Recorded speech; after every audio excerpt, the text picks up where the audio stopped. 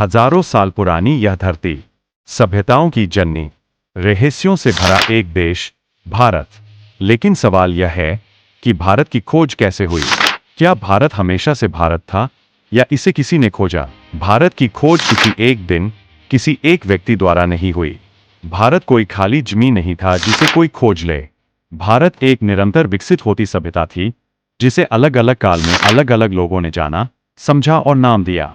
आज जिसे हम भारत कहते हैं, उसे प्राचीन काल में आर्यावर्त, जम्बूद्वीप और बाद में हिंदुस्तान कहा गया।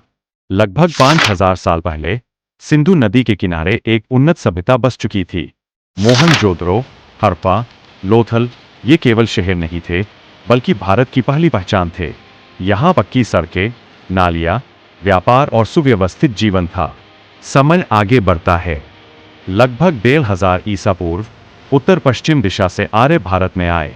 उन्होंने यहाँ की संस्कृति के साथ घुल मिलकर वेदों, उपनिषदों, यज्ञ और संस्कृत भाषा को जन्म दिया।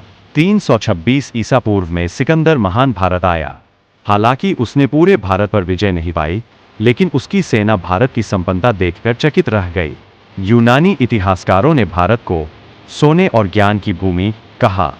बाद में फाहियान और ह्वेनसांग जैसे चीनी यात्रियों ने भारत की यात्रा की। उन्होंने नालंदा विश्वविद्यालय, बौद्ध धर्म और भारतीय समाज का विस्तार से वर्णन किया। बाद में फाहियान और ह्वेनसांग जैसे चीनी यात्रियों ने भारत शब्द संस्कृत से आया, लेकिन इंडिया शब्द की जड़ है सिंधु नदी। फारसी लोगों ने सिंधु को हिंदू कहा, यूनानियों ने इसे इंडोस कहा और धीरे धीरे यह बन गया इंडिया। 15वीं शताब्दी में यूरोप के देश भारत तक पहुंचने के नए रास्ते खोज रहे थे। कारण था मसाले, रेशम और सोना। 1498 में वास्को दा गामा समुद्री रास्ते से भारत पहुंचा। यही वह क्षण था जब यूरोप ने भारत को आर्थिक रूप से खोजा। ईस्ट इंडिया कंपनी व्यापार करने आई, लेकिन धीरे धीरे शासक बन गई। अंग्रेजों ने भारत को नक्शों में बांधा, रेलवे, सर्वे और प्रशासनिक व्यवस्था बनाई, लेकिन साथ ही भारत की संपत्ति का दोहन भी किया। 19वीं और 20वीं शताब्दी में भारत ने खुद को फिर से खोजा।